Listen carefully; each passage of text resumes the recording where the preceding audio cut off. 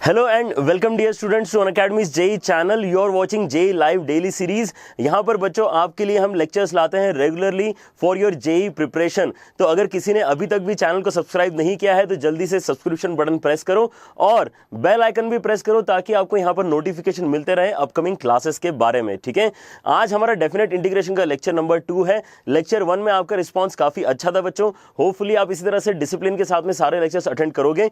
ये जेई के लिए बहुत ही इंपॉर्टेंट टॉपिक है। आज हम प्रॉपर्टीज को आगे कंटिन्यू करने वाले हैं। ठीक है, तो आज की जो प्रॉपर्टीज होंगी वो कल वाली प्रॉपर्टीज से और ज्यादा इंपॉर्टेंट है और आपको ये पता चलेगा कि प्रीवियस ईयर में जो क्वेश्चंस आ रहे हैं वो फ्रीक्वेंटली प्रॉपर्टी बेस्ड ही आ रहे हैं और आज जो हम प्रॉपर्टीज पढ़ने वाले हैं उन पर से सबसे ज्यादा क्वेश्चंस आपको मिलते हैं। ठीक है, ऑलराइट। तो यहां पर बच्चों जो आप चारों लोग देख रहे हैं यहाँ पर Jayant sir, Paras sir, Namo sir and myself, we form the part of Unacademy JEE team और हम यहाँ पर आपकी पूरी तरह से मदद करने के लिए रेडी हैं। ठीक है, बस आप लोग भी अपने साइड से मेहनत करते रहो, अपने रेफरेंस बुक सॉल्व करते रहो ताकि आपको यहाँ पर जो प्रॉपर प्रिपरेशन है, जो प्रॉपर एक कंप्लीशन वाली फील है वो आएगी। ठीक है, ऑलराइट।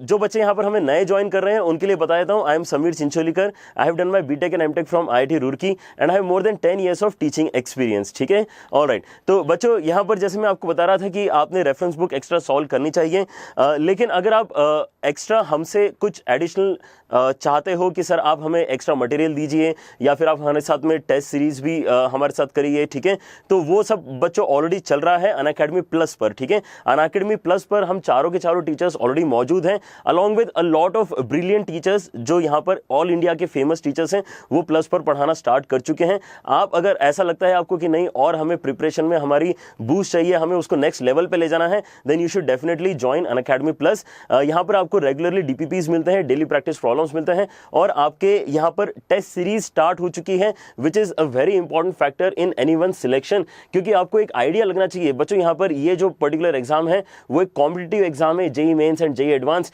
यहाँ पर इससे फर्क नहीं पड़ता कि आप कितना ज्यादा नंबर लाते हो, इससे फर्क पड़ता है कि आप कितने ज्यादा बच्चों से ज्यादा नंबर लाते हो। ठीक है, so it is all about competition. हमें यहाँ पर इसलिए टेस्ट सीरीज बहुत ही इंपॉर्टेंट लगी है, इसलिए यहाँ पर प्लस पर टेस्ट सीरीज ऑलरेडी स्टार्ट हो चुकी है। आपको यहाँ पर बच्चों ये सारे जो फीचर्स हैं एक साथ मिल जाते हैं एक सिंगल सब्सक्रिप्शन से, वो सबसे बड़ी बात है यहाँ पर। ठीक है, तो अनअकैडमी प्लस का ये जो पर्टिकुलर मॉडल है जहां पर अफोर्डेबल क्वालिटी एजुकेशन मिल रहा है बच्चों को, this is a brilliant idea.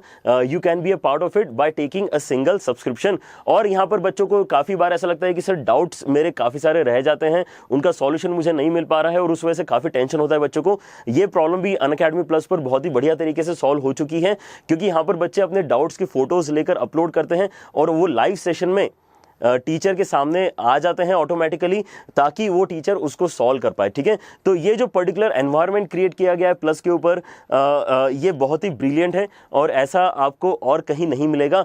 Plus यहाँ पर जो क्वालिटी ऑफ टीचर्स है दैट इज बियॉन्ड पार। ठीक है, तो ये सारे आपको अगर फैसिलिटीज चाहिए you can definitely join us on Unacademy plus. You can also connect with us on Telegram app.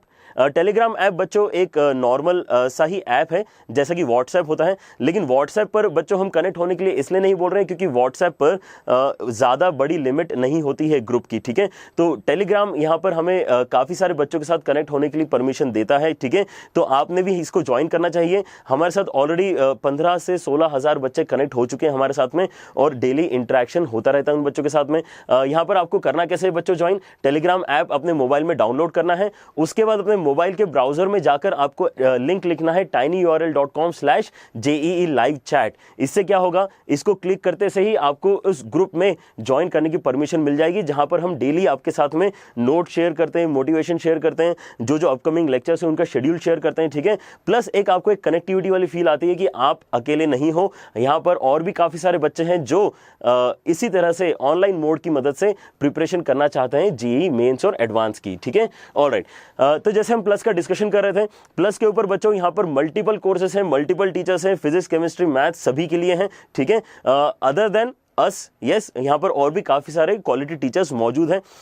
You can definitely select कि आपको कौन सा वाला टाइम सूटेबल है, आप उस पर्टिकुलर बैच में जाके सेशन अटेंड कर सकते हो। हमसे अगर पढ़ना है तो हमारा जो टाइम है that is starting from 4 up till 7:30, ठीक है। So which is the brilliant time जहाँ पे शाम को काफ़ी सारे बच्चे मौजूद होते हैं, ठीक है। We also keep taking short courses, timely courses, जैसे कि अगर आगे चल के बिटसैट आएगा तो उसके बारे में भी हम अलग से एक कोर्स लॉन्च करके उसका भी प्रिपरेशन करवाएंगे। तो इस तरह से अलग अलग कोर्सेज आपको मिलेंगे, लेकिन आपको सब्सक्रिप्शन कितना लेना है, बस एक ही सब्सक्रिप्शन लेना है। इट्स नॉट अबाउट कि मैं हर एक कोर्स के लिए अलग अलग पेमेंट करना चाह रहा हूं, एक सब्सक्रिप्शन लेना है। उसके लिए क्या करो, अभी जैसे आपने टेलीग्राम डाउनलोड करने के लिए मोबाइल उठाया था, बिल्कुल उसी तरह से मोबाइल उठाओ और अनअकैडमी लर्निंग ऐप डाउनलोड करो, which is one of the top apps of India, ठीक है। यहां पर आप अगर इसको देखोगे डाउनलोड करके तो उसके अंदर आपको एक प्लस वाला सेक्शन मिलेगा, ठीक है। यहां पर अनअकैडमी का जो ऐप है, लर्निंग ऐप है, काफी डिटेल्ड, उसके अंदर काफी सारा मटेरियल है, लेकिन लाइव लेसन्स अगर आपको हमसे अटेंड करना है देन प्लस सेक्शन में आपको जाना है और यहां पर आपकी एग्जाम सिलेक्ट करनी है IIT JEE, ठीक है। IIT JEE एग्जाम में अगर आप सब्सक्रिप्शन लेते हो, गेट सब्सक्रिप्शन पे अगर आप क्लिक करते हो, you will get multiple options, है ना। अलग अलग टाइम का ऑप्शन है यहाँ पे कि कितने देर के लिए आप अनअकैडमी के साथ जुड़े हुए रहना चाहते हो। तो यहाँ पर डेफिनेटली, क्योंकि आपका बच्चों जो गोल है काफी लंबा है, ठीक है, यहाँ पर आप 1 साल या 2 साल के लिए तैयारी करना चाहते हो तो डेफिनेटली यहां पर आपने 24 मंथ का सब्सक्रिप्शन सिलेक्ट करना चाहिए अगर आप 11th के स्टूडेंट हो तो, ठीक है। और अगर आप 12th के स्टूडेंट हो, 1 year subscription will be sufficient for you guys, जिसका कॉस्ट आई थिंक 25,000 आता है फॉर 12 मंथ्स। लेकिन आप अगर JEE लाइव कोड यूज करते हो, ये हमारी टीम का कोड है, ठीक है। अगर आप JEE लाइव कोड यूज करते हो विच इज वेरी पावरफुल कोड, आपको एडिशनल 10% डिस्काउंट मिलता है over and above the price that you have already selected, the subscription that you have already selected, ठीक है। तो ये बच्चों जो अफोर्डेबल है प्राइस, ये इतना ज़्यादा अफोर्डेबल है कि आप अगर इसको पर डे में कन्वर्ट करके देखोगे it comes out to be around 50 to 60 rupees per day, ठीक है। इतना तो मेरे ख्याल से ट्रैवलिंग का ही कॉस्ट लग जाएगा आपको अगर आप कहीं ऑफलाइन कोचिंग में जाने की कोशिश करते हो, ठीक है। तो ये आपको घर बैठे मिलेगा। तो इस तरह से आप अपनी पढ़ाई को बच्चों नेक्स्ट लेवल पे ले जा सकते हो। लेकिन यहाँ पर हम आपकी तैयारी करवा रहे हैं और बस यहाँ पर इतना है कि आपको अपने साइड से डिसिप्लिन ज्यादा अच्छे से मेंटेन करके रखना होता है और रेफरेंस बुक्स अच्छे से सॉल्व करनी होती है, ठीक है। Otherwise we are giving out everything, the quality and the standard is as good as anywhere else, ठीक है। ऑलराइट, तो बच्चों हमने लास्ट क्लास में जो डिस्कशन स्टार्ट किया था उसमें मैंने आपको एक होमवर्क क्वेश्चन दिया था, यस, याद है वाला क्वेश्चन, इंटीग्रेशन करना है आपको 1 + 2 cos x का, जिसके ऊपर मॉड लगा हुआ है 0 से लेके 2π तक, 0 से लेके 2π तक आपको इसको इंटीग्रेट करके बताना है। तो प्रॉब्लम क्या होती है बच्चों इस तरह के क्वेश्चंस में, हमें पता नहीं होता कि यहां पर मॉड कहां से कहां तक प्लस के साथ ओपन होगा और कहां से कहां तक माइनस के साथ ओपन होगा। तो मेन प्रॉब्लम अगर आपने ये सॉल्व कर ली होती तो आपको इसका आंसर निकालते आ गया होता, ठीक है। यहां पर देखो क्या होगा, मेरा मॉड कैसे ओपन होता है, अगर मेरा अंदर वाला क्वांटिटी पॉजिटिव है, खुद ही पॉजिटिव है, तो फिर वो मॉड प्लस के साथ ओपन होगा। लेकिन मेरी अंदर वाली क्वांटिटी क्या है यहाँ पे 1 + 2 cos x, अगर ये क्वांटिटी नेगेटिव है देन इन दैट केस आपका ये मॉडुलस खुद नेगेटिव के साथ में ओपन होता है ताकि आपका ओवरऑल एक्सप्रेशन पॉजिटिव हो जाए, ठीक है। तो आपको जो स्टार्ट करना होगा यहाँ पे डिस्कशन वो इस तरह से करना होगा कि पहले पता करना पड़ेगा कि ये पॉजिटिव कहां पर है और नेगेटिव कहां पर है। उसका डिस्कशन देखो कैसे कर सकते थे आप, यहां पर आपको लग रहा है कि 1 + 2 cos x should be greater than 0, है ना। ये ऐसा कहां होता है पता करके देखते हैं, ये पॉजिटिव कब है पता करके देखते हैं। तो ऐसी आपके पास इनइक्वालिटी आ रही है, इसको और थोड़ा अंडरस्टैंडेबल फॉर्मेट में अगर चेंज करेंगे तो 1 उस साइड चला जाएगा, 2 से डिवाइड करेंगे, तो इसका मतलब cos x कैसा होना चाहिए, ग्रेटर देन -½ होना चाहिए। तो आप अगर ये ढूंढ पाते हो, आप अगर वो सारे x ढूंढ पाते हो 0 से लेके 2π के बीच में जहां पे cos x ग्रेटर देन -½ है, तो आपका काम हो जाएगा, क्योंकि cos x ग्रेटर देन -½ का सीधा सीधा मतलब ये है कि आपकी अंदर वाली क्वांटिटी ग्रेटर देन 0 है, ठीक है। अब cos x ग्रेटर देन -½ कैसे सॉल्व करोगे, cos x ग्रेटर देन -½ अगर आपको सॉल्व करना है तो आपको यहां पर ग्राफिकल अप्रोच अडॉप्ट करनी पड़ेगी बच्चों, ठीक है। यहां पर मैं आपको ड्रॉ करके दिखा रहा हूं cos x का ग्राफ, ठीक है। आपका cos x का जो ग्राफ है 0 से लेकर 2π के बीच में ऐसा कुछ बनता है, बीच में यहां पर कहीं पाया आता है। तो अगर मैं ये देखना चाहूं कि ये -1 -½ कहां होगा, तो एक -½ वाली हॉरिजॉन्टल लाइन ड्रॉ करके देख लेते हैं, ठीक है। तो आपको दिख रहा है कि ये एक्चुअली 2 पॉइंट्स पे कट करता है, -½ वाली लाइन को 2 पॉइंट्स पे कट करता है, इसका मतलब ये दोनों पॉइंट्स पे ये -½ है। तो अब ये ब्लू लाइन के ऊपर जहां जहां ग्राफ है वो ग्राफ कैसा है, ग्रेटर देन -½ और ब्लू लाइन के नीचे जहां जहां ग्राफ है वो ग्राफ कैसा है, लेस देन -½ तो अभी मैं कौन सा ढूंढने की कोशिश कर रहा हूं, ग्रेटर देन -½ ढूंढने की कोशिश कर रहा हूं। तो क्या आप मुझे बता सकते हो कि ये कौन कौन से वैल्यूज हैं, कौन कौन से वैल्यूज हैं ये जिनको आप सॉल्व करना चाहते हो। ठीक है, यहां पर जो पहला वाला x है, यहां पर जो आपका पहला वाला x है वो कितना आएगा, यहां पर आपका हाफ कब बनता है ना, प्लस हाफ कब बनता है π/3 पे। ठीक है, cos का वैल्यू π/3 पे प्लस हाफ होता है। तो यहां पर ये कौन से क्वाड्रेंट में चला गया, सेकंड क्वाड्रेंट में। तो फिर से वही मैग्नीट्यूड कब आएगा, विद नेगेटिव साइन, π - π/3 पे आएगा। तो π - π/3 विल गिव यू 2π/3। और वैसे ही ये क्या है, ये आपका चला गया थर्ड क्वाड्रेंट में, फिर से नेगेटिव आंसर आ रहा है आपके पास। ये कब आएगा, π + π/3 पे। तो π + π/3 कितना हो जाएगा आपका, 4π/3। ठीक है, तो हमें यहां पर दो इंपॉर्टेंट वैल्यूज पता चल गई है। अगर आप 0 से 2π/3 तक जाते हो, देन इन दैट केस आपका जो कॉस का ग्राफ होता है वो ब्लू लाइन के ऊपर होता है।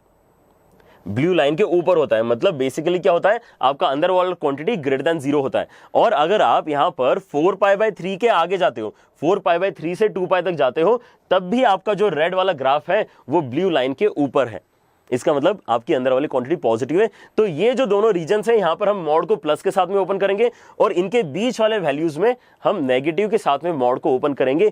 ये अगर आपको समझ में आती है बात, तो आप इस क्वेश्चन को आगे सॉल्व कर सकते हो। तो यहां पर बच्चों समझ में आ रही है बात, यहां पे हमें प्रॉपर्टी जो लगानी है पता है डेफिनेट इंटीग्रेशन की, लेकिन वो एक्चुअली लगाने के लिए आपको क्या आना चाहिए, आपको ट्रिग्नोमेट्रिक इनइक्वालिटी सॉल्व करते आना चाहिए। तो यहाँ पर ट्रिग्नोमेट्री का आएगा, इस बच्चों को धीरे धीरे करके सारा इंपॉर्टेंट समझ में आ रहा है।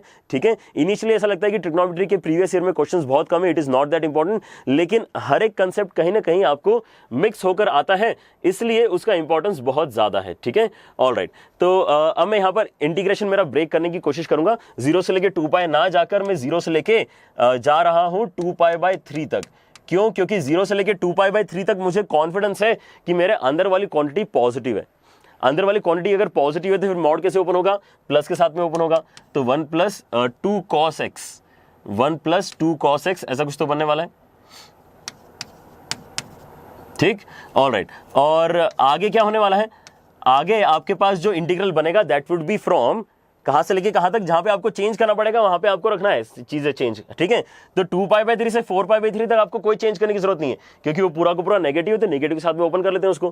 कहां से लेके कहां तक, 2π/3 से लेके 4π/3 तक। ठीक है, इसको करते हैं 1 + 2 cos x dx। ठीक है, तो यहां पर ये जो मॉड नेगेटिव के साथ में ओपन हुआ है वो नेगेटिव मैंने पहले ही लगा दिया। ऑलराइट, और वैसे ही एक चीज और करते हैं, यहाँ पे प्लस करते हैं इंटीग्रेशन 4π/3 से लेके 2π तक। अंदर वाली क्वांटिटी तो बच्चों सब जगह सेम ही रहने वाली है, बस प्लस माइनस का डिफरेंस आने वाला था यहाँ पे, लेकिन वो भी काफी मेजर डिफरेंस है ना। इसी की वजह से तो एक पूरा का पूरा क्वेश्चन बन रहा है। ऑलराइट, तो यहाँ पर एक एक करके हमें इंटीग्रेशन अगर सॉल्व कराऊं तो इंटीग्रेशन सॉल्व तो सबका सेम ही होगा ना। 1 का इंटीग्रेशन सब जगह x ही होने वाला है, और आपका 2 cos x का इंटीग्रेशन सभी जगह 2 sin x ही होने वाला है। ठीक है, तो यहाँ पर इंटीग्रेशन सॉल्व करना बड़ी बात नहीं है, इंटीग्रेशन तो आप सभी बच्चे सॉल्व कर ही लोगे। तो देखो यहाँ पर आगे लिमिट्स लगा के आपका आंसर क्या निकल के आएगा। आपके पास आ रहा है x + 2 sin x।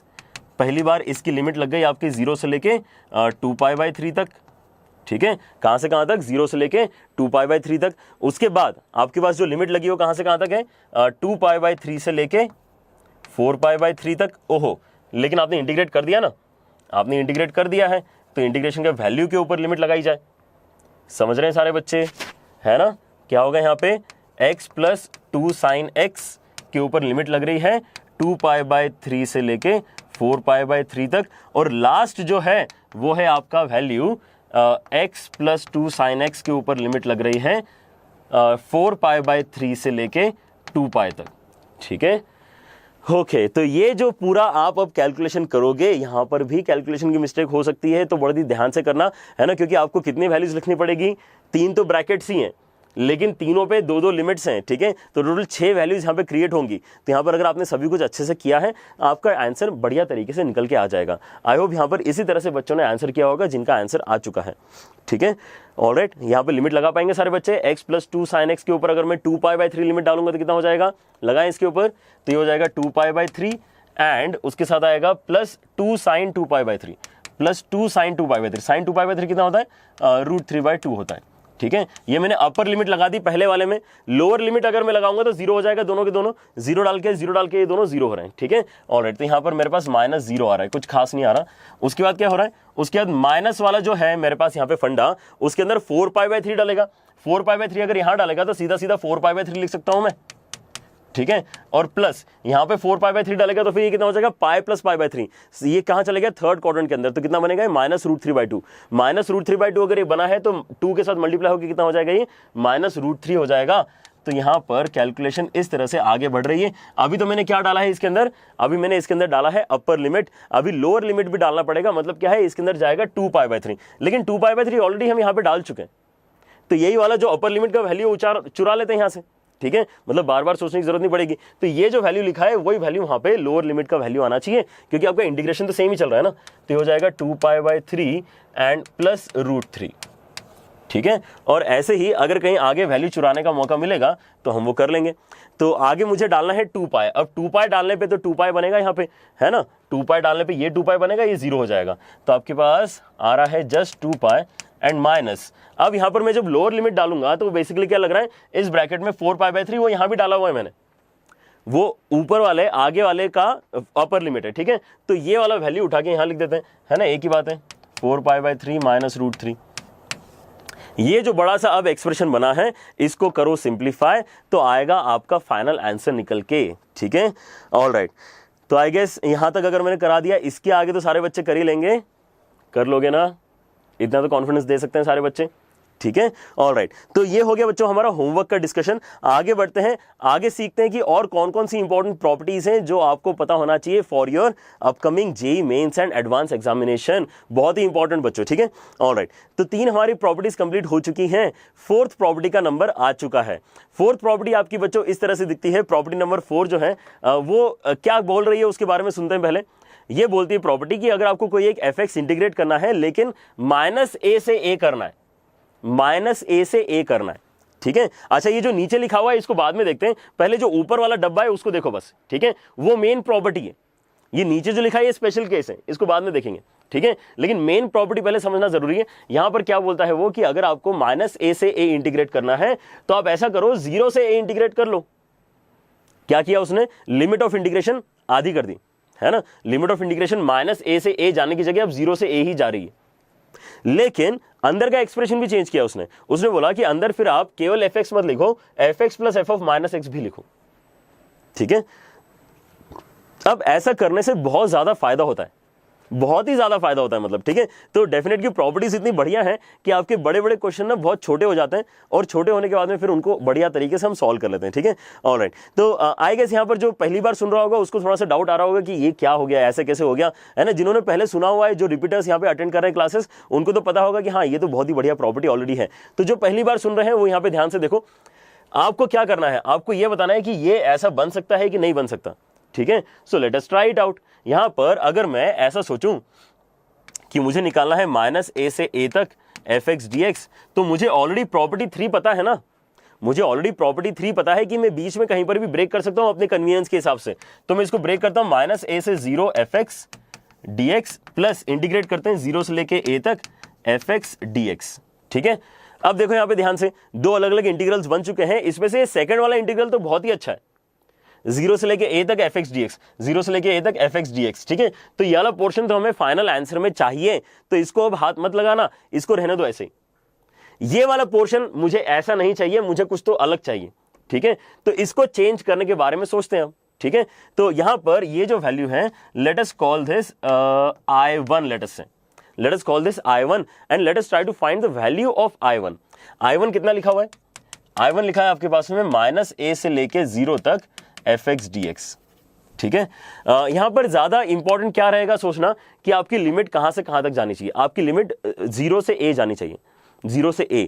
तो यहां पर 0 दिख रहा है, a दिख रहा है, ठीक है। ऊपर नीचे वाले करने वाली प्रॉपर्टी हमने पढ़ ली है, तो यहां पर कहीं ना कहीं आपको लगना चाहिए कि यार -a से a बनना चाहिए चीजें, -a से a। तो एक सिंपल सब्स्टिट्यूशन जो आप सोच सकते हो वो क्या है, x = -t, ठीक है।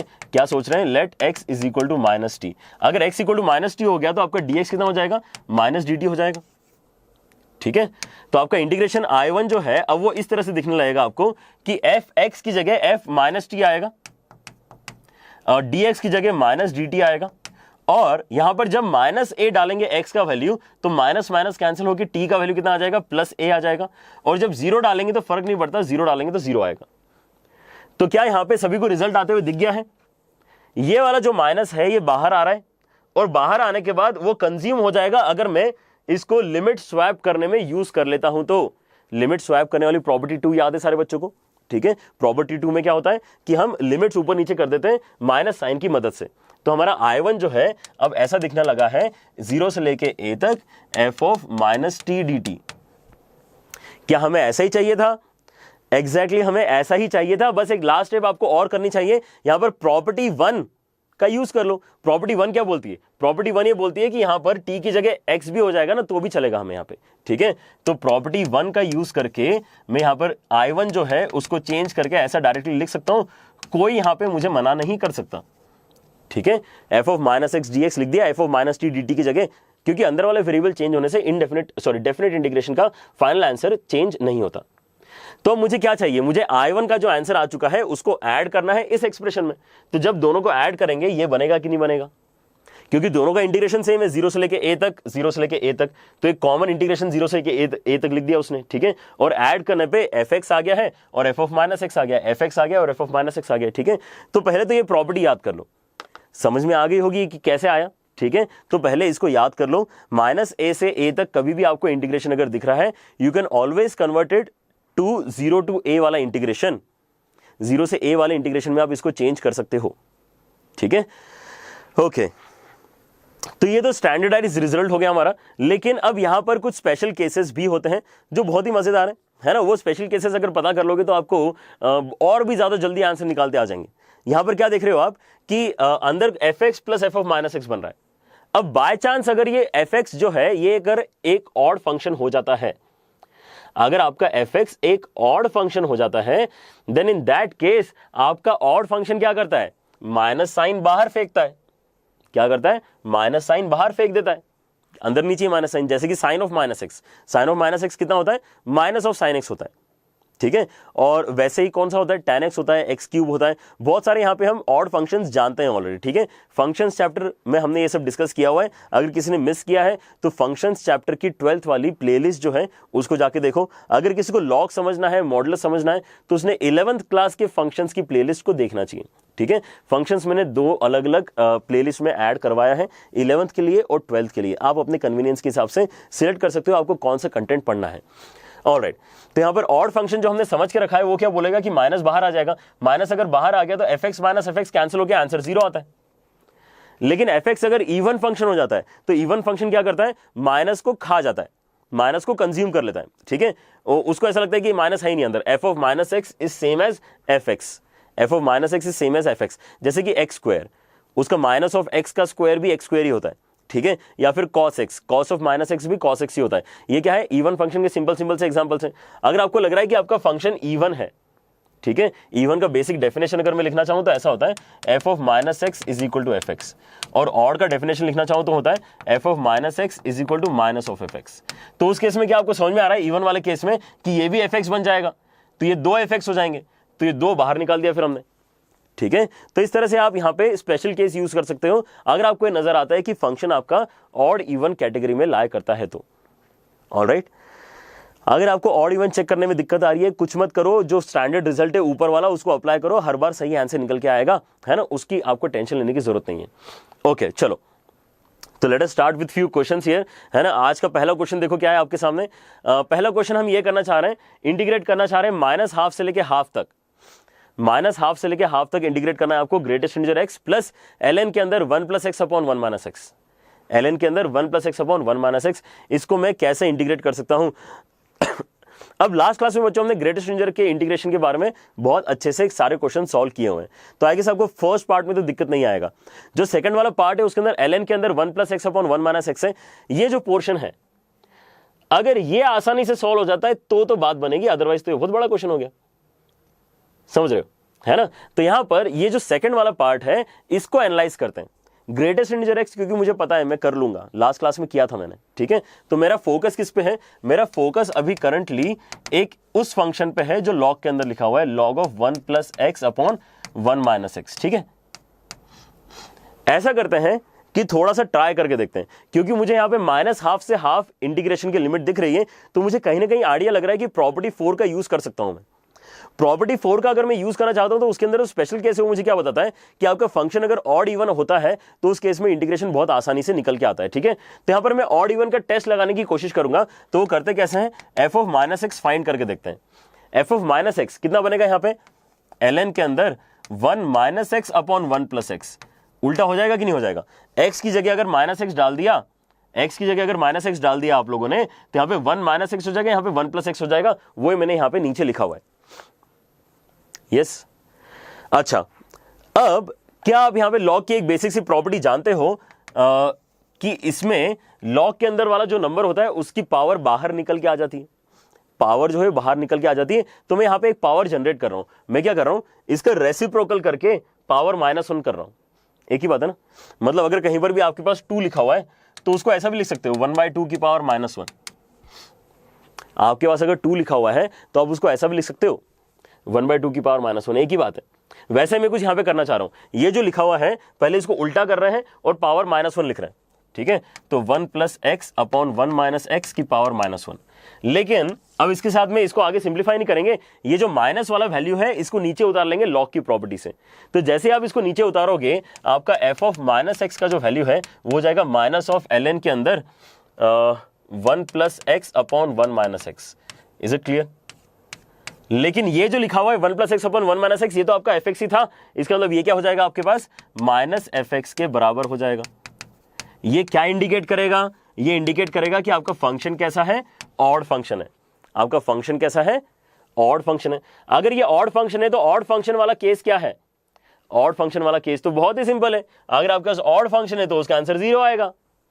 तो बहुत ही बढ़िया है ना, ये वाला इंटीग्रेट इसका मतलब मुझे करना ही नहीं है। तो मैं क्या सोचूंगा यहाँ पे कि इस बड़े से क्वेश्चन को 2 पार्ट्स में ब्रेक करते हैं पहले तो। ठीक है, हमारा जो क्वेश्चन है उसको 2 पार्ट्स में ब्रेक करते हैं। ये जो रफ एक्सरसाइज थी वो हमने अलग से करके रख ली है पहले से। इसको मैं इंटीग्रेट कर रहा हूं -½ से लेके हाफ तक greatest integer x dx and plus integration -½ से लेके हाफ तक ln के अंदर 1 + x अपॉन 1 - x dx। ठीक है, अब ये जो सेकंड वाला पोर्शन है, सेकंड वाला पोर्शन आपका क्या हो जाएगा, 0 हो जाएगा। तो इसको तो हम हटा देते हैं यहां से। ठीक है, पहले वाले के ऊपर कंसंट्रेट करते हैं। अब पहला वाला तो बहुत ही आसान है, यहां पे हमें क्या पता होता है कि इस केस में ब्रेक कहां कहां होती है चीजें, जहां पर अंदर वाली क्वांटिटी इंटीजर बनती है वहां पर इसको ब्रेक करना होता है। तो ये कहां ब्रेक होगा, 0 पे ब्रेक होगा ये। तो आप इंटीग्रेट कर लो -½ से लेके 0 तक ग्रेटेस्ट इंटीजर x dx, उसके बाद में इंटीग्रेट कर लो,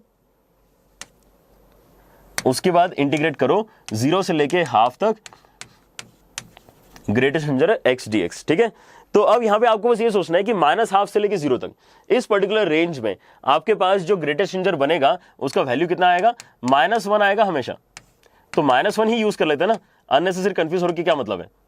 और आप ये सोचो कि आप अगर 0 से हाफ तक की वैरी करते हो चीजें, तो ग्रेटेस्ट इंटीजर हमेशा ही आंसर कितना जनरेट करेगा, 0 आंसर जनरेट करेगा।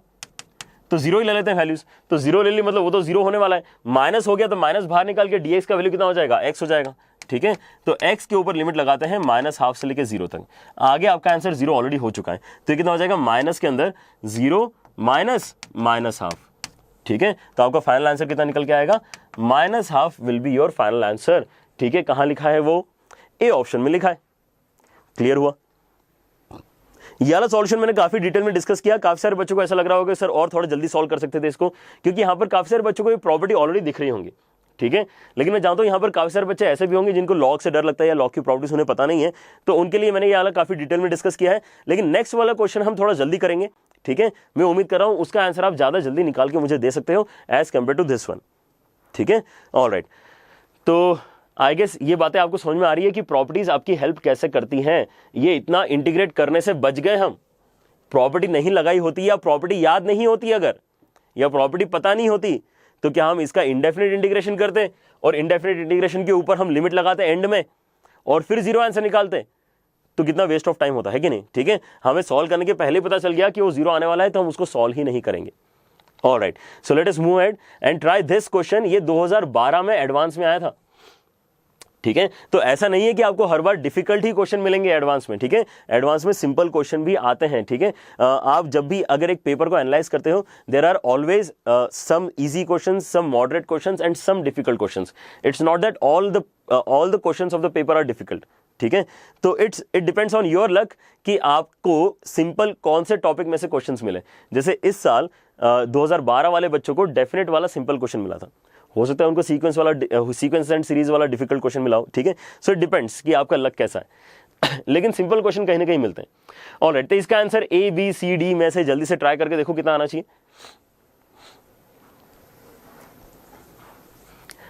क्या यहां पर ये आप देख पा रहे हो कि जो लास्ट क्वेश्चन हमने किया था एग्जैक्टली वही क्वेश्चन है ये, मतलब ऑलमोस्ट, मतलब कुछ भी यहां पे नया नहीं करने के लिए बोल रहा हूं आपको।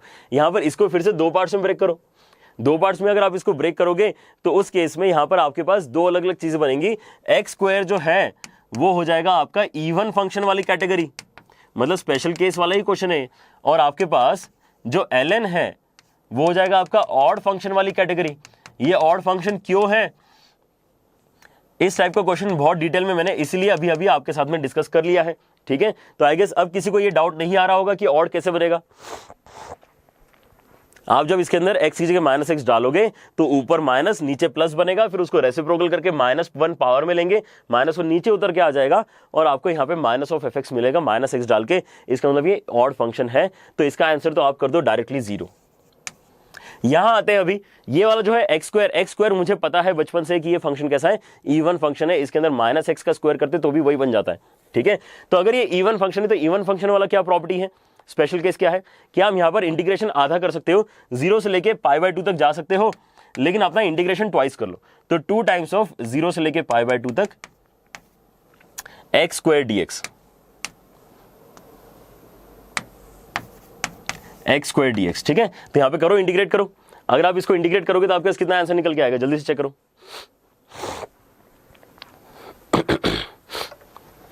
ओ साथ में कॉस भी है, ओहो आई डिडंट नोटिस दैट, साथ में कॉस भी है। ओ माय गॉड, तब तो मुझे यहाँ पे कॉस भी मल्टीप्लाई करना पड़ेगा और ये क्वेश्चन थोड़ा सा अलग हो गया है, चलो कोई बात नहीं ठीक है। तो यहाँ पर अगर कॉस है तो आपके पास ये जो दूसरा वाला है, लेकिन हमें ज़्यादा प्रॉब्लम नहीं होगा, ठीक है। यहाँ पर इनिशियल वाला थोड़ा सा चेंज करता हूँ मैं, और बाद वाला तो मैं अभी भी कैंसिल करने के मूड में ही हूँ, ठीक है, क्योंकि कॉस कैसा फंक्शन होता है, कॉस इवन फंक्शन होता है।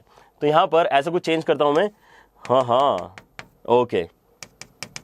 तो ये हो जाएगा आपके असल में x² के साथ में cos x dx, और यहां पर भी dx हटा के अगर मैं लिखता हूं आपके पास में cos x, ठीक है। तो ज्यादा यहां पे कोई चेंज होगा नहीं। फिर से समझा देता हूं इस क्वेश्चन को, cos x मैंने मिस आउट कर दिया, एक्सट्रीमली सॉरी फॉर दैट, लेकिन बाकी बच्चों ने नोटिस किया होगा, और उन बच्चों को अगर ऐसा लग रहा हो कि सर प्लीज cos x को भी इंक्लूड करो, तो अब कर लिया है, ठीक है। ऑलराइट, तो cos x अगर मेरे साथ में है तो मुझे क्या पता है बच्चों, अभी हमने क्या डिस्कस किया था, अभी हमने ये डिस्कस किया था कि ये वाला जो पोर्शन है ये पोर्शन ऑड है, ठीक है। और cos x के बारे में आप सारे बच्चे जानते हो कि ये फंक्शन कैसा होता है, इवन फंक्शन होता है।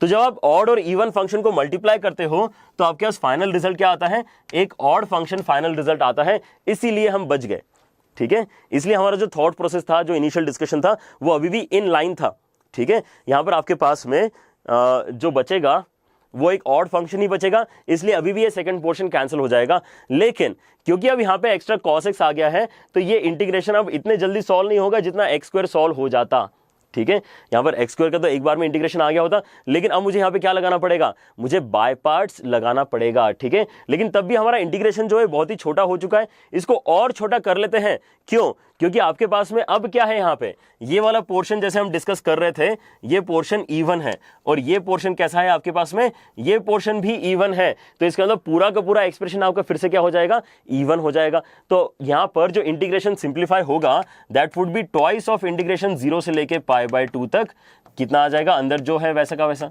ठीक है। ये वाला प्रॉपर्टी याद आ रहा है सारे बच्चों को। प्रॉपर्टी क्या था कि अगर आपके पास इवन फंक्शन है तो आप इंटीग्रेशन को कैसे चेंज करोगे, आप यहां पे -a से a की जगह 0 से a जाओगे और एक्स्ट्रा 2 मल्टीप्लीकेशन में आ जाएगा, मतलब लिमिट आधी हो गई और एक्स्ट्रा 2 मल्टीप्लीकेशन में आ गया। ये हमारा बेसिक आइडिया है इवन फंक्शन के कैलकुलेशन के लिए, ठीक है। ऑलराइट, तो इस ब्लैक वाले एक्सप्रेशन को अभी सिंप्लीफाई करना स्टार्ट करते हैं अगले पेज के ऊपर। तो आपके पास यहां पर जो बना हुआ एक्सप्रेशन है दैट इज आई बोल देते हैं उसको, ट्वाइस ऑफ इंटीग्रल 0 से लेके π/2 तक जाना है आपको x स्क्वायर cos x को लेके।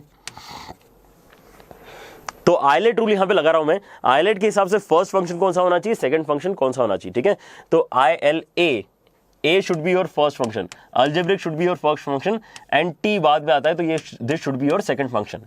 तो यहां पर फॉर्मूला लगा दिया जाए, first function into integration of second function minus integration of differentiation of first into integration of second, ठीक है। ऐसा कुछ हो रहा है यहाँ पे। आप अगर चाहो तो यहीं पर लिमिट लगाना स्टार्ट कर सकते हो, जैसे हमने लास्ट क्लास में डिस्कस भी किया था। यहाँ पर हम लिमिट कैसे लगाते हैं, लेकिन बच्चों यहाँ पर ये क्योंकि पूरा सॉल्व हो चुका है तो इसके ऊपर डायरेक्टली आप 0 से लेके π/2 अप्लाई कर दो, है ना। लेकिन आगे वाला सॉल्व नहीं हुआ था, साइन के ऊपर अलग से लिमिट नहीं लगेगा, लिमिट कहाँ लगेगा, इस मेन इंटीग्रल के ऊपर लिमिट लगेगा 0 से लेके π/2 तक, ठीक है। अच्छा, तो यहां पर मैं सिंप्लीफाई भी करना स्टार्ट कर देता हूं अभी। यहां पर i का जो वैल्यू है वो कितना है, 2 टाइम्स ऑफ, यहां पर π/2 अगर डलेगा तो कितना हो जाएगा, π²/4, साइन π/2 कितना होता है, साइन π/2 1 होता है, ठीक है। तो यहां पे बचा π²/4 minus 0, π²/4 minus 0 minus 2 times of, कितना बचा है अभी आगे इंटीग्रेशन के अंदर आपके पास बचा है x इंटू साइन एक्स। अब क्योंकि यहाँ पे फिर से x इंटू साइन एक्स है, आपको मेहनत फिर से करनी होगी बच्चों। यहाँ पर आपको एक बार फिर से बाय पार्ट्स अप्लाई करना पड़ेगा। एक बार फिर से अगर बाय पार्ट्स अप्लाई करते हो तो देखो आपके पास क्या बचने वाला है, अभी आपका जो मेन इंटीग्रेशन का आंसर है ये अगर 2 में अंदर मल्टीप्लाई कर दूं तो आपके पास आ जाएगा π²/2 माइनस 4 टाइम्स ऑफ, कितना हो जाएगा, यहाँ पे फिर से क्या है आपका x हो जाएगा आपका फर्स्ट फंक्शन और साइन x हो जाएगा आपका सेकेंड फंक्शन। तो first function into integration of second function मतलब माइनस cos x, इसके ऊपर लिमिट लगेगी 0 से लेके π/2 तक, minus integration of differentiation of first मतलब हो जाएगा 1 इंटू इंटीग्रेशन ऑफ सेकेंड मतलब हो जाएगा माइनस cos x dx। ये कहां से कहां तक जा रहा है, 0 से लेके π/2 तक, ठीक है। इस चीज को आगे बढ़ाया जाए तो कहां तक हमारी गाड़ी आ चुकी है, π²/2 तक आ चुकी है। और यहां पर मैं π/2 डालूंगा, π/2 डाल के देखो कितना बढ़िया आंसर बन रहा है यहाँ पे। अगर मैं यहां π/2 डालता हूं, अपर लिमिट डालता हूं तो cos की वजह से 0 बनेगा, cos x लिखा ना यहाँ पे, और अगर मैं 0 डालता हूं तो x की वजह से 0 बनेगा, मतलब अपर लिमिट लोअर लिमिट दोनों डाल के यहाँ पे कितना बन रहा है, 0 बन रहा है।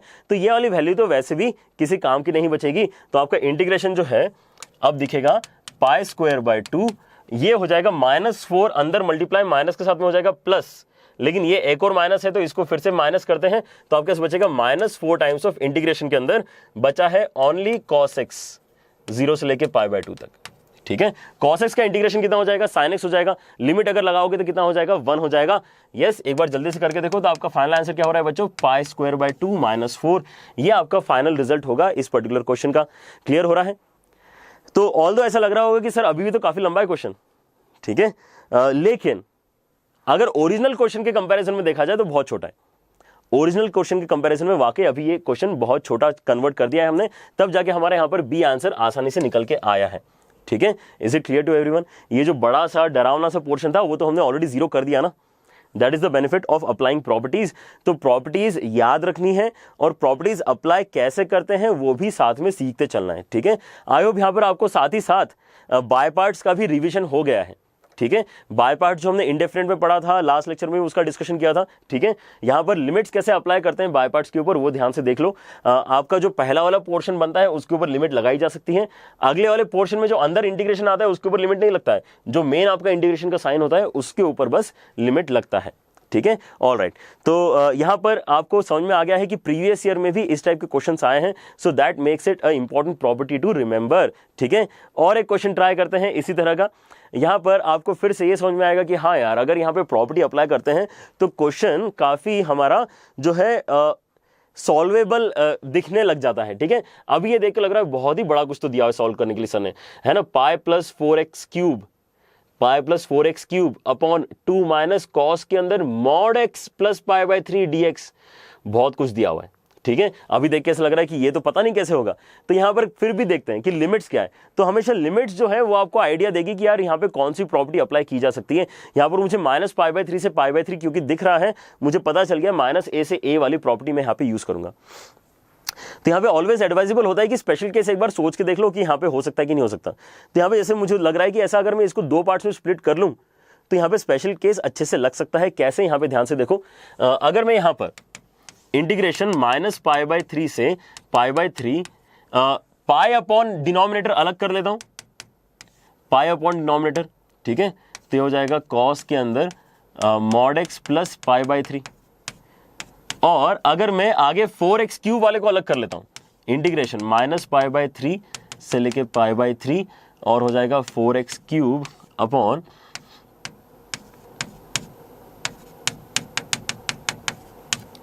तो यहां पर क्या बेनिफिट दिख रहा है आपको?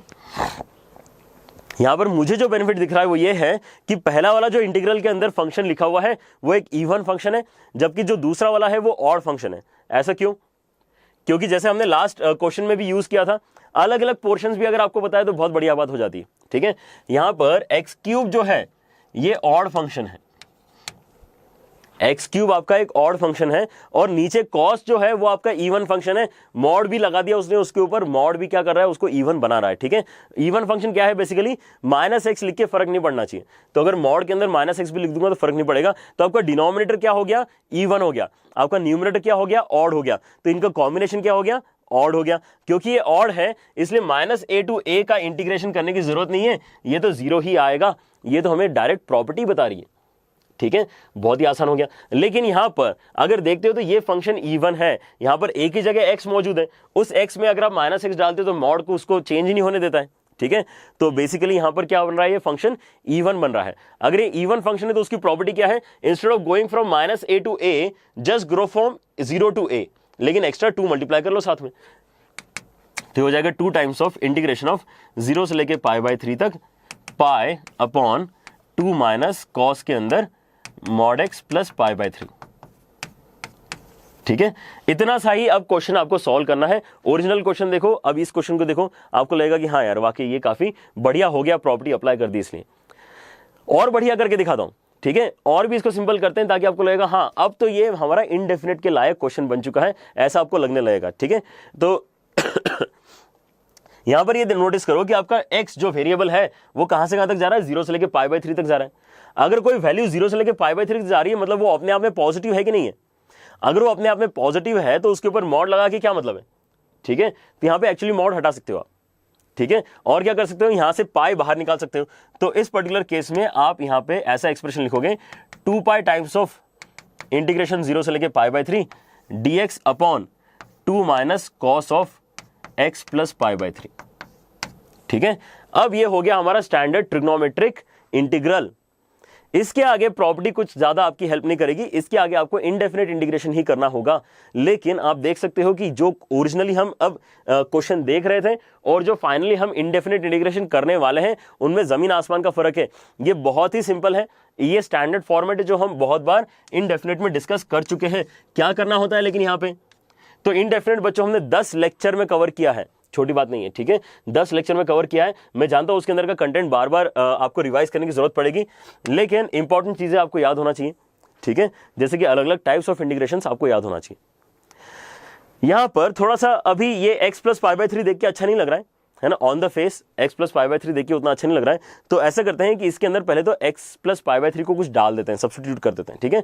तो यहां पर जब भी हम डेफिनेट इंटीग्रेशन में सब्स्टिट्यूशन करते हैं तो उस केस में आपको लिमिट्स को भी चेंज करना होता है, ऐसा ध्यान रखो, ठीक है। तो आपका कैलकुलेशन काफी आसान हो जाएगा। तो यहां पर मैं आपको बता रहा हूं कि ऐसा करो बच्चों, सबसे पहले कि x प्लस π/3 को तो ले लो t, ताकि आपका dx कितना हो जाएगा, dt,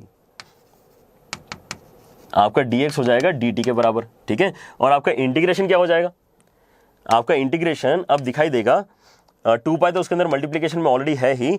ये देखो कि लिमिट का क्या होने वाला है, जब मैं x का वैल्यू 0 डालूंगा तो t का वैल्यू π/3 हो जाएगा। जब मैं x का वैल्यू π/3 डालूंगा तो t का वैल्यू 2π/3 हो जाएगा, ठीक है। अंदर क्या क्या चेंजेस हो रहे हैं, dx की जगह लिखना है मुझे डायरेक्टली dt, और नीचे क्या दिख रहा है आपको, 2 माइनस कॉस t। तो नीचे अगर आपको एक कॉस दिख रहा होता है तो यहां पर क्या मेथड सजेस्ट की जाती है, क्या करना होता है, आपको यहां पर हाफ एंगल फॉर्मूले में चेंज करना होता है। तो आई एम नॉट सेइंग कि ये छोटा क्वेश्चन है, लेकिन अब ये सॉल्वेबल फॉर्मेट में चेंज हो चुका है, ठीक है। अब ये डेफिनेट से हटकर इनडेफिनेट पे आ चुका है। लास्ट में डेफिनेट का जो लॉजिक यूज करना है वो ये है कि लिमिट अप्लाई करो, ठीक है। So forget everything and just try to solve this I, ये इंटीग्रेशन सॉल्व करने की कोशिश करो कि dx अपॉन dt अपॉन चल रहा है ना, dt चलने देते हैं, dt upon 2 minus cos T, इसको इंटीग्रेट कैसे कर सकते हैं, इतना सही आपको सोचना है। तो यहाँ पे क्या करेंगे, हाफ एंगल फॉर्मुलेज में चेंज करेंगे, टैन वाले हाफ एंगल फॉर्मुलेज में, ठीक है। तो आपका आई जो है वो ऐसा दिखाई देगा, dt अपॉन 2 माइनस ये हो जाएगा 1 minus tan square t by 2 upon 1 plus tan square t by 2, ठीक है। ऑलराइट, अब ये अगर एलसीएम लेंगे और ये नीचे वाला एलसीएम ऊपर चला जाएगा तो आपका आई जो है वो क्या बनेगा, 1 plus tan square t by 2 dt, और नीचे आएगा ये इधर मल्टीप्लाई होगा तो 2 टाइम्स मल्टीप्लाई होगा, फिर एक और 2 टाइम्स मल्टीप्लाई होगा तो 2 plus 2 tan square t by 2 and minus 1 and plus tan square t by 2, ऐसा ये कन्वर्ट होते जा रहा है, ठीक है। ऑलराइट, तो इसी वजह से अब आपको यहां पे क्या दिख रहा है, आपको न्यूमरेटर में सीकेंड स्क्वायर बनते हुए दिख रहा है, जो बहुत ही बढ़िया चीज है, जो मेरा सब्स्टिट्यूशन करने में हेल्प करती है। सीकेंड स्क्वायर हो गया टी बाई 2, dt आ गया उसके साथ में, नीचे आ गया आपके साथ में कांस्टेंट कितना बचा है आपके साथ, कांस्टेंट आपके पास बचा है केवल 1, और यहाँ पे टी स्क्वायर टैन स्क्वायर वाली क्वांटिटी जो है कितनी हो गई टोटल 3, तो 3 tan square t by 2, 3 tan square t by 2 plus 1, ऐसा यहाँ पर ये इंटीग्रेशन फाइनली बन रहा है। तो एक स्टेप अभी और लगेगी हमें सॉल्व करने के लिए, एक और स्टेप क्या लगेगी यहाँ पे कि आपको सब्स्टिट्यूट करना है tan t by 2 is equal to let us say u, tan t by 2 is equal to u। तो questions can be lengthy but you need to understand the approach कि कैसे आपको आगे बढ़ना है, ठीक है। ऑलराइट, तो यहां पर क्या करेंगे, इसको डिफरेंशिएट करेंगे, तो सीकेंड स्क्वायर टी बाई 2 तो आएगा ही, लेकिन साथ में चेन रूल की वजह से एक्स्ट्रा हाफ भी आएगा, है ना।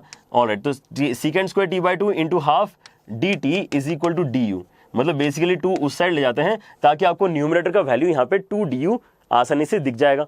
तो आपका इंटीग्रेशन देखो अब क्या बनेगा, आपका इंटीग्रेशन आए अब हो चुका है 2 डी यू डिविजन में 3t स्क्वायर प्लस 1, है ना। और ये लिमिट वगैरह तो अभी तो हम क्या कर रहे हैं, इंडेफिनिट इंटीग्रेशन कर रहे हैं बस, ठीक है।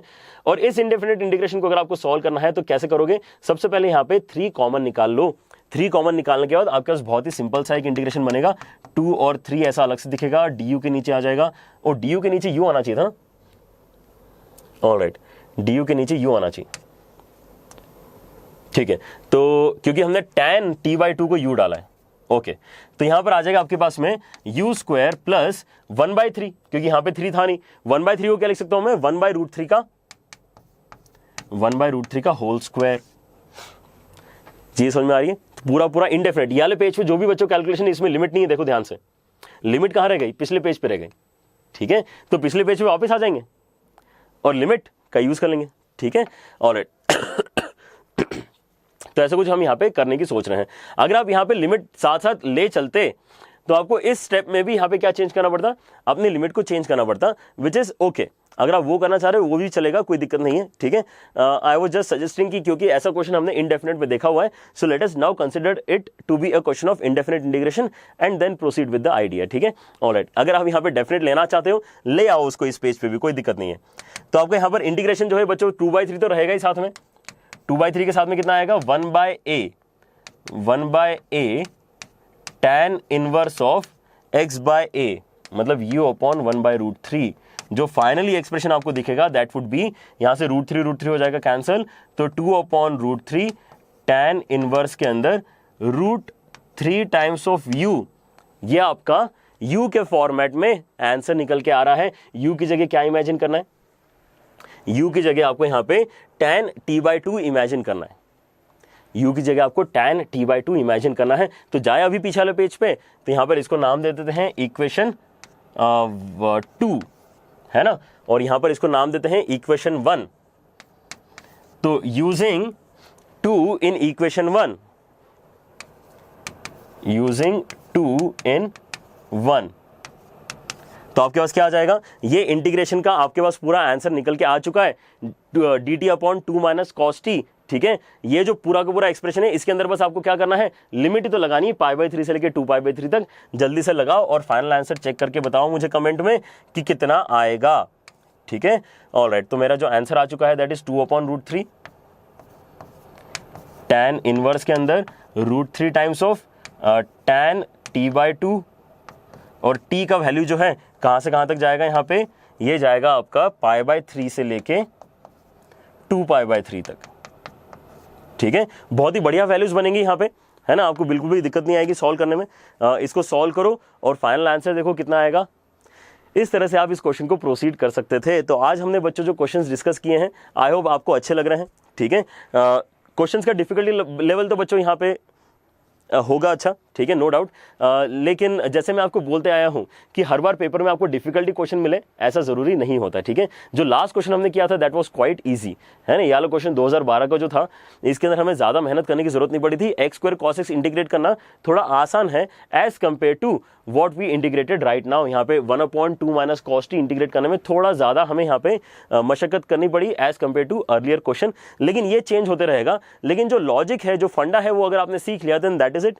यहाँ पे आपको कुछ और एक्स्ट्रा सीखने की जरूरत नहीं है। ठीक है, ऑलराइट। तो with that I think we can move on with learning some more concepts. देखें यहाँ पर और क्या है हमारे पास में। नेक्स्ट प्रॉपर्टी बच्चों फिर से पढ़ना स्टार्ट करते हैं। ये तो अलग ही लेवल पे इंपॉर्टेंट प्रॉपर्टी है, ठीक है, और बहुत ही बढ़िया प्रॉपर्टी है ये। इस पे आपको मेंस में तो बहुत ही सारे क्वेश्चन मिलेंगे, और ऐसे क्वेश्चन मिलेंगे कि आप बोलोगे यार इतने सिंपल क्वेश्चन अगर आते तो हम मेंस की तैयारी क्यों कर रहे हैं, है ना। ऐसा मतलब डेफिनेट इतना सिंपल आता है। अगर आप यहाँ पर मेंस के क्वेश्चन उठा के देखोगे तो आपको पता चलेगा। ठीक है, ऑलमोस्ट ऐसा लगता है यार बोर्ड्स में भी तो ऐसे क्वेश्चन आते हैं, आपको ऐसी फील आएगी। तो डू एटलीस्ट सिंपल क्वेश्चंस, ताकि आपको अगर यहाँ पे कोई मेंस टारगेट लेके बैठा है तो उसको डेफिनेट इंटीग्रेशन हमेशा आसान लगना चाहिए। उसको एरिया अंडर द कर्व जो हम नेक्स्ट पढ़ने वाले हो हमेशा आसान लगना चाहिए। ठीक है, डिफरेंशियल इक्वेशन हमेशा आसान लगना चाहिए, क्योंकि इनके अंदर जो सेट पैटर्न है ना, उनके ऊपर ही क्वेश्चंस आ रहे हैं। तो these people have made, mains वाले जो हैं, made this integral calculus really light for all the students. ठीक है, तो आपको केवल प्रॉपर्टीज समझ के अगर सिंपल क्वेश्चंस भी करते आ रहे हैं इट इज गुड इनफ। लेकिन एडवांस अगर किसी का टारगेट है तो उनको काफी और अच्छे से यहाँ पे सारी चीजें सीखने की जरूरत है। ठीक है, ऑलराइट। एडवांस में आगे चल के हम यहाँ पे अभी प्रॉपर्टीज खत्म होने के बाद में लेबनिज थ्योरम और भी काफी सारी चीजें सीखेंगे। ठीक है, लिमिट ऑफ सम, वो वाली बातें ज्यादा आपको यहाँ पे ध्यान रखने की जरूरत पड़ेगी। ऑलराइट, तो आज की जो दूसरी प्रॉपर्टी बच्चों that is property number 5। Integration अगर आपको करना है a से लेके b तक fx dx, then you can also integrate a से लेके b तक f of a plus b minus x dx। कोई फर्क नहीं पड़ता। समझ रहे हो यहाँ पे क्या बोल रहा है वो। लिमिट तो a से b ही रखो, लेकिन f ऑफ x की जगह f of a plus b minus x use कर लो तो भी चलेगा। ये कहां से आए, करके देख लेते हैं। ठीक है, और ये करके देख रहे हैं, इसको अप्लाई भी करके देखेंगे। और इसको याद रखो बच्चों, बहुत ही इंपॉर्टेंट प्रॉपर्टी फिर से बता रहा हूं मैं। तो आपके पास जो इंटीग्रेशन है वो क्या है, a से लेके b तक fx dx। आपको क्या चाहिए, x के प्लेस में ये चाहिए ना, तो ये सब्स्टिट्यूशन लेना पड़ेगा आपको। यहां पे तो थॉट भी बहुत क्लियर है। यहां पर हम क्या बोलते हैं कि let x is equal to a plus b minus t. क्यों, क्योंकि t के बाद, t के जगह x मैं जनरेट कर सकता हूं यूजिंग प्रॉपर्टी 1 एंड में जाके। ठीक है, कि वेरिएबल से फर्क नहीं पड़ता तो वेरिएबल t की जगह x कर देंगे। ऐसा लॉजिक देने वाला हूं मैं आगे जाके। ठीक है, ऑलराइट। तो यहां पर देखो क्या होने वाला है, आपका जो इंटीग्रेशन है वो बनेगा इस बार, क्योंकि आपने सब्स्टिट्यूशन कर दिया है तो आपको एक चीज और क्या ध्यान रखनी थी यहाँ पे कि dx कैसा बनेगा। तो dx एक्चुअली माइनस dt बनेगा। dx कैसा है, माइनस dt के बराबर है आपका इंटीग्रेशन। लेकिन कैसे चेंज हो रहा है, जब आप x का वैल्यू a डालोगे, x का वैल्यू a डालोगे तो a और a कैंसिल हो जाएगा, तो t का वैल्यू कितना आ जाएगा, b के बराबर आ जाएगा। और आप अगर x का वैल्यू b डालोगे तो b और b कैंसिल हो जाएगा और t का वैल्यू a के बराबर आ जाएगा। f के अंदर अब x की जगह क्या दिखाई देगा, a plus b minus t, a plus b minus t दिखाई देगा, और dt माइनस साइन के साथ में लिखा जाएगा, है ना, as per this equation. ds की प्लेस में माइनस dt लिखेंगे। अब फिर से यहां पे हम क्या यूज करेंगे, प्रॉपर्टी नंबर 2। ये जो माइनस है बाहर आएगा और ये क्या करेगा, लिमिट्स को ऊपर नीचे करने में गायब हो जाएगा। ठीक है, वो क्या कर रहा है, बलिदान दे रहा है अपना। ठीक है, माइनस यहाँ पे था, उसने क्या देखा कि ये लिमिट अच्छी नहीं है, तो उसने क्या किया, उसने इनको ऊपर नीचे करने के लिए बोल दिया, लेकिन उसको फिर यहाँ पे हटना पड़ेगा फिर। तो ये हो जाएगा a से लेके b तक, f के अंदर आ जाएगा a plus b minus t dt। ठीक है, तो क्या मैं यहाँ पे प्रॉपर्टी 1 का यूज करके बोल सकता हूं कि यार यहाँ पे t dt वाला एक्सप्रेशन आ रहा है, उसकी जगह x dx भी लिख दोगे तो भी फर्क नहीं पड़ेगा, and hence the property is proved. ठीक है, using last step as property 1। Alright, तो ये प्रॉपर्टी बहुत ही ज्यादा आपको यूज करने की जरूरत पड़ेगी ऑब्जेक्टिव एग्जामिनेशंस में, चाहे आप यहाँ पे जेई मेंस, जेई एडवांस या फिर बिटसैट या कोई भी एग्जाम दे रहे हो। ये मतलब बहुत ही फेवरेट प्रॉपर्टी है सारे कॉम्पिटिटिव एग्जाम वालों की। ठीक है, और मजा भी आता है ये प्रॉपर्टी अप्लाई करने में। तो आप लोगों ने इसको अच्छे से देखना चाहिए। अच्छा, नीचे जो मैंने स्पेशल केस लिखा हुआ है, कि आपको लग रहा है कि वो वाकई स्पेशल केस है? काफ़ी सारी बुक्स में ये अलग से प्रॉपर्टी लिखी हुई होती है, तो आपको ऐसा लग सकता है कि हमने नंबर ऑफ प्रॉपर्टीज कम पढ़ी है, लेकिन हमने कुछ प्रॉपर्टीज को स्पेशल केसेस में काउंट कर लिया, हो सकता है इसलिए आपको नंबर कम दिख रहा हो। तो एक बार जो मेरे नोट्स मैं आपको दे रहा हूं यहाँ पे डाउनलोडेबल जो मिल जाते हैं आपको यहाँ पे डिस्क्रिप्शन में, उनमें देखना कि हमने सारा कंटेंट एक्चुअली कवर कर लिया है, ठीक है। ऑलराइट, हो सकता है कि यहाँ पे जैसे हम नंबरिंग नहीं है ना, इसको प्रॉपर्टी नंबर 6 नहीं बोल रहा हूँ मैं, ये मेरे लिए, मेरे दिमाग में तो प्रॉपर्टी सेम ही है दोनों। यहाँ पर क्या है, ए की जगह 0 यूज कर लिया, बी की जगह ए यूज कर लिया, तो वही सेम रिजल्ट बन जाएगा, ठीक है। जो ऊपर लिखा है उसी का स्पेशल केस है नीचे वाला, कि आप यहाँ पे 0 से लेके a तक जा रहे हो, तो इंस्टेड 0 से a तक आप fx की जगह f of a minus x लिख दोगे तो भी यहाँ पर चलता है, ठीक है। ऑलराइट,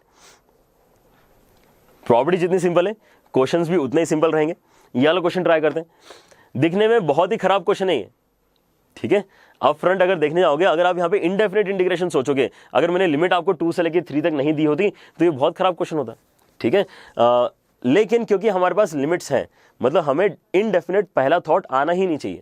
जब भी आपके पास में क्वेश्चन में लिमिट्स हैं, आपका फर्स्ट थॉट तो डेफिनेट इंटीग्रेशन ही आना चाहिए। डोंट एवर थिंक कि हम इसको इंडेफिनेटली सॉल्व करके फाइनल आंसर में लिमिट डाल देंगे।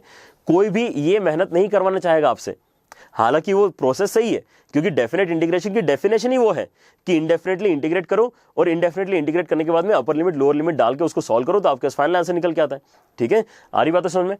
लेकिन क्योंकि मुझे यहाँ पे लिमिट दिख रही है, मैं अपना अप्रोच थोड़ा सा चेंज करूंगा। यहाँ पर a plus b minus x वाली प्रॉपर्टी कैसे अप्लाई करते हैं, एक सिंपल से क्वेश्चन के थ्रू समझते हैं कैसे हो रहा है ये। तो ये वाला जो प्रॉपर्टी बच्चों अप्लाई करने का तरीका होता है, इसमें सबसे पहले तो आपको ध्यान रखना होता है कि इसको 2 स्टेप में करते हैं, ठीक है। पहला स्टेप तो आपको क्वेश्चन में दिया हुआ है, क्या है, एक इंटीग्रेशन दिया हुआ है जिसको मैं आय नाम दे रहा हूं, वो है 2 से लेके 3 तक √x upon √5 minus x and plus √x dx। Clear है यहां तक? ऑलराइट, अब आगे मैं यहां पर अगर प्रॉपर्टी अप्लाई करता हूं a plus b minus x वाली, तो मेरा i जो है कैसे दिखता है, लिमिट तो इस प्रॉपर्टी में चेंज होती नहीं है, इस प्रॉपर्टी में केवल अंदर वाला एक्सप्रेशन चेंज होता है, ठीक है। तो a plus b minus x अगर मैं लिखता हूं यहां पे तो कितना हो जाएगा, 5 माइनस एक्स हो जाएगा। a प्लस बी क्योंकि 5 है ना, यहां पे कितना बढ़िया टर्म है, 5 माइनस एक्स हो जाएगा। उसके बाद नीचे क्या हो रहा है, 5 माइनस एक्स की जगह मैं फिर से लिख रहा हूं a plus b minus x, तो हो जाएगा 5 माइनस एक्स, और आगे भी कितना हो जाएगा अंडर रूट के अंदर 5 माइनस एक्स, ठीक है। जहां जहां x लिखा था उसकी जगह मैंने 5 माइनस एक्स लिख दिया, क्यों, क्योंकि a plus b minus x लिखना चाह रहा हूं मैं, a प्लस बी यहां पे 5 के बराबर है। तो यहां पर अगर आप देखते हैं यहां पे 5 कैंसिल हो जाएगा और ये माइनस माइनस प्लस हो जाएगा, तो ये x बनेगा नीचे। तो यहां पर आप देखो कि आपका डिनोमिनेटर का वैल्यू एक्चुअली वही है जो मेन क्वेश्चन का है, ठीक है। तो आपका जो i सिंप्लीफाई हो रहा है वो ऐसा दिखेगा, 2 से लेके 3 तक अंडर रूट के अंदर 5 माइनस एक्स, उसके बाद अंडर रूट के अंदर x और अंडर रूट के अंदर 5 माइनस एक्स dx। तो यहां पर अब 2 बहुत ही बढ़िया इक्वेशंस है आपके पास में, लेट अस हाईलाइट दोस इक्वेशंस। ये इक्वेशन नंबर 1 है जो क्वेश्चन है, ऑलरेडी ये क्वेश्चन था, ये हमारी इक्वेशन नंबर 1 है। और ये जो हमने आपको प्रॉपर्टी लगा के दिखाई और एक स्टेप सिंप्लीफाई किया, ठीक है, that is my new equation, equation number 2। अगर आप इन दोनों इक्वेशंस को ऐड कर दोगे तो मजा आ जाएगा। इक्वेशन 1 प्लस इक्वेशन 2, इन दोनों इक्वेशंस को अगर मैं ऐड करता हूं तो LHS में i है तो कितना हो जाएगा, 2i हो जाएगा। इंटीग्रेशन की लिमिट दोनों की 2 से लेके 3 तक है, इसलिए कॉमन इंटीग्रेशन में इसको मर्ज कर सकता हूं मैं। अगर मैं यहां पे मर्ज करने की कोशिश करूंगा तो देखो क्या होने वाला है, यहां पे डिनोमिनेटर एग्जैक्टली सेम, मतलब न्यूमरेटर डायरेक्टली एड अप हो जाएंगे। तो इसका न्यूमरेटर कितना है, अंडर रूट ऑफ एक्स, इसका न्यूमरेटर कितना है 5 माइनस एक्स अंडर रूट के अंदर। नीचे क्या लिखा हुआ है, नीचे भी वही लिखा हुआ है, नीचे भी वही लिखा हुआ है। तो क्या होगा यहाँ पे, ये हो जाएगा पूरी तरह से कैंसिल और बचेगा आपके पास बस 1 इंटीग्रेट करने के लिए। अगर आपके पास बस 1 इंटीग्रेट करने के लिए बचा है तो इससे सिंपल क्वेश्चन क्या कोई पूछ सकता है आपसे, ठीक है। मतलब आपको dx को इंटीग्रेट करना है, dx को इंटीग्रेट करोगे x आएगा, तो आपका 2i का जो आंसर है वो बनेगा, x के ऊपर लिमिट लगी है 2 से लेके 3 तक, तो x के ऊपर लिमिट लगा दो 2 से लेके 3 तक, इसका आंसर 1 आएगा। तो i का आंसर फाइनली कितना हो जाएगा, i का आंसर 1/2 हो जाएगा, क्योंकि 2i का आंसर 1 आ रहा है तो i का आंसर 1/2 हो जाएगा, ठीक है। तो इस तरह से आप इस प्रॉपर्टी को अप्लाई करके फाइनल कैलकुलेशंस कर सकते हो। Is it clear to everyone, है ना। तो आई थिंक आज के लेक्चर में हमने ज्यादा डिटेल में प्रॉपर्टी 4 का डिस्कशन किया है, प्रॉपर्टी 5 का हमने एक इंट्रोडक्शन ले लिया है, ठीक है। तो एक सवाल जरूर बनता है होमवर्क में, ट्राई दिस क्वेश्चन आउट, ठीक है, जो मैं अभी आपको दिखा रहा हूं। ये वाला क्वेश्चन ट्राई करो, ये 2016 का एडवांस का क्वेश्चन है। So I will be very happy if you guys can answer ABCD कौन सा वाला सही आंसर है in the comment section after the video ends. 10 minute बाद, आधे घंटे बाद, एक दिन बाद, जैसे भी देना चाह रहे हो, ठीक है। But do try to attempt this question and let me know कि इसका आंसर कितना आएगा ABCD में से, ठीक है। ऑलराइट, तो with that note student, I think that's it for the day. लेकिन बच्चों, अगर आप यहाँ पर हो हमारे साथ में और हमसे और भी ज़्यादा पढ़ना चाहते हो, then in that case you should definitely connect with us on Unacademy plus. Unacademy plus को बच्चों अगर ज्वाइन करना चाह रहे हो, then you should use JEE live code. JEE live जो कोड है ये आपको एडिशनल 10% डिस्काउंट देता है, ठीक है, ताकि आपका प्राइस और कम हो जाए। अनअकैडमी का जो बेसिकली टारगेट है that is to provide quality education first of all, but also at affordable price. तो यहाँ पर जो हम कर पा रहे हैं that is entirely free, so this is beyond expectation, ठीक है। लेकिन यहाँ पर भी जो आपकी कॉस्ट है बच्चों, ठीक है, आप सोचो यहाँ पर क्या हो रहा है, 22,500 में आपको साल भर के लिए 3 से ज़्यादा टीचर्स के साथ में कनेक्ट होने को मिल रहा है, ठीक है। अदरवाइज आपके कोचिंग इंस्टीट्यूट्स में यूजुअली आपको जो टीचर्स मिलते हैं, ट्यूशन पे जो टीचर्स मिलते हैं, वो आपके बैच में जो आता है उसी से आपकी बातें होती हैं, ठीक है। यहाँ पर जितने भी 40 से 50 टीचर्स मौजूद हैं, आप सभी की क्लास में जाके क्लासेस अटेंड कर सकते हो, उनसे डाउट पूछ सकते हो, ठीक है, उनसे लेक्चर्स पढ़ सकते हो, ठीक है। तो this is something else, you should definitely experience this. और बच्चों यहाँ पर जो आप हमसे कनेक्ट हो चुके हो, डेफिनेटली आपने क्या करना चाहिए, यहाँ पर नोट्स डाउनलोड करना चाहिए जो हम यहाँ पे रेगुलरली आपको प्रोवाइड करते हैं in the description box. Also subscribe to our channel, यहाँ पर आपको इसी तरह से ऑसम वीडियोस मिलते रहेंगे for your JEE preparation. And also press the bell icon which is very important to get notifications. Alright, so that's it for the day students, take care, bye bye.